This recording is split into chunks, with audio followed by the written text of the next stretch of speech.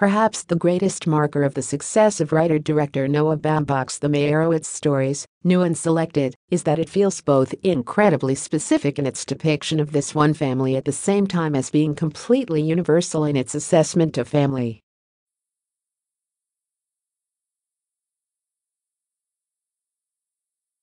Well, there's that, and the fact that it is also terribly funny and utterly heartbreaking.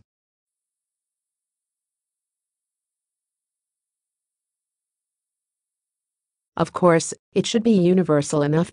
There are certain situations and moments in a family's existence which, while they may be executed in different fashion, are, themselves, easily identifiable to everyone.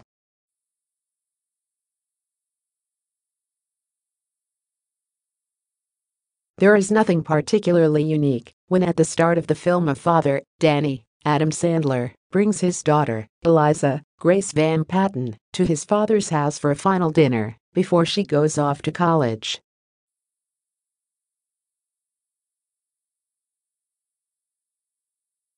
There is nothing terribly different in Danny's father, Harold, Dustin Hoffman, being an undeservedly pretentious artist hoping for one last chance at renown, or Harold's current wife, Maureen, Emma Thompson, being an awful cook.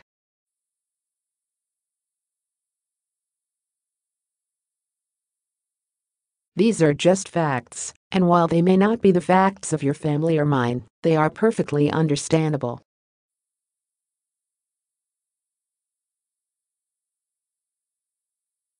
These facts become something more, though, in the hands of Baumbach and his collaborators.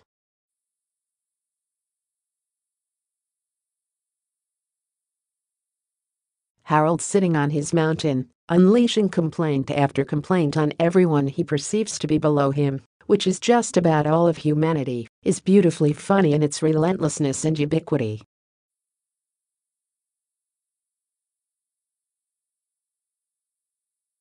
Maureen's swordfish stew is the stuff of nightmares, and equally funny for our not having to eat it, while still wondering what sort of intestinal dismay is sure to follow for those in the film who do.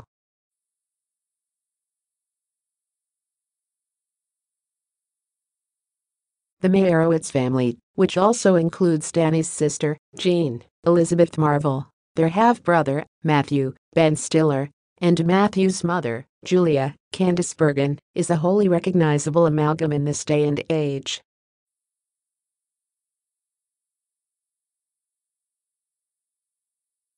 One doesn't have to have such an extended family to imagine the various delicate elements of these relationships.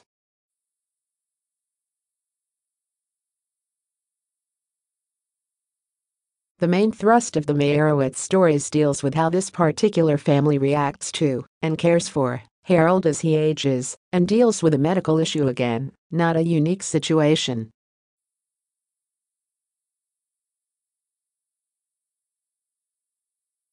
As significant as this turn of events might be, Baumbach and the cast never lose sight of the potential for humor in the serious moments as Danny, Matthew, and Jean learn the ins and outs of hospital life as well as come to grips with how the way in which they were raised has affected the people they've become.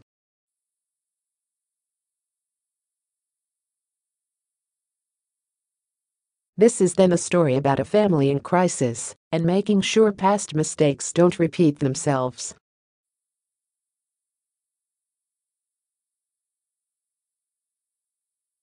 More than once we watch moments of Matthew or Danny parenting, while wondering how their actions are, or are not, a response to Harold's less than stellar efforts.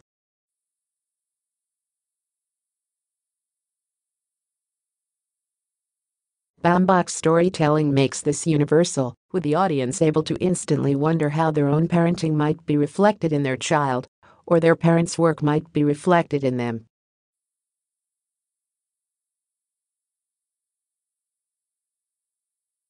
Although such a film could easily tilt into self-importance, this one never does. Throughout, it feels small and touching, intimate.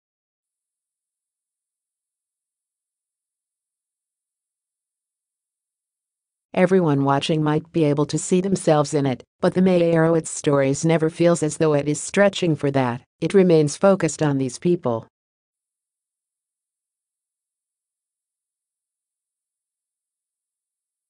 One of the big reasons this all works as well as it does is the performances. Everyone in the film more than delivers, with Hoffman's art snob of a bad father and Thompson's recovering alcoholic taking the lead.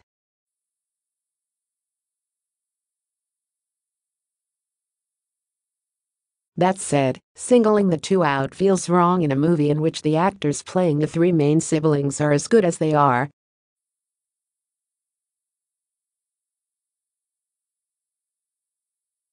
Stiller, Sandler, and Marvel are also wonderful, as is Grace Van Patten. Everyone makes use of their opportunities to shine.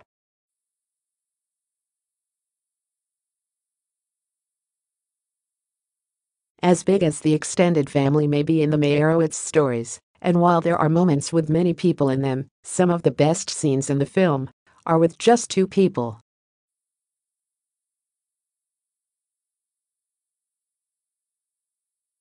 The opening, with Danny and Eliza in a car as he's trying to get a street parking spot in New York City, is an instant winner and is completely captivating, especially if you're in any way familiar with searching out free parking in a busy metropolitan area.